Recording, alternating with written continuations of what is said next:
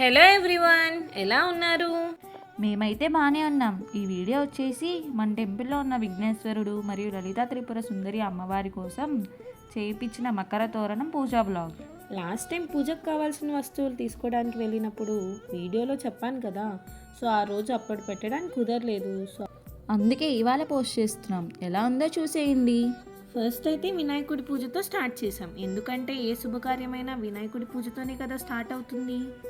అలాగే ప్రతి Wednesday and monthly వచ్చే సంకటహర చతుర్థి రోజు కూడా ప్రత్యేక పూజలు జరుగుతాయి. ఇప్పటికీ ఈ పూజ అయితే చూసేయండి. లలితా త్రిపుర సుందరి అమ్మవారి పూజ అయితే చేస్తున్నాం.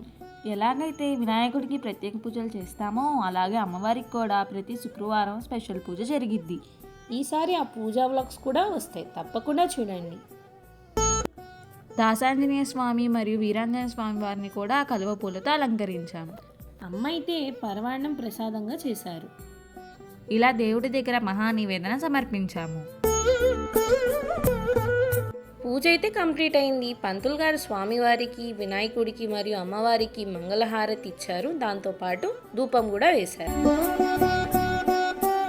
ఈ వీడియోకి అయితే ఇంతే గాయస్. అందరూ సబ్స్క్రైబ్ చేసుకోండి. అలాగే సబ్స్క్రైబ్ పక్కన బెల్ ఐకాన్ ఉంటుంది, దాన్ని మీరు ఆన్ చేసుకుంటే మా ప్రతి వీడియోస్ మీకు నోటిఫికేషన్లో వస్తాయన్నమాట. అలాగే please do like, share and comment.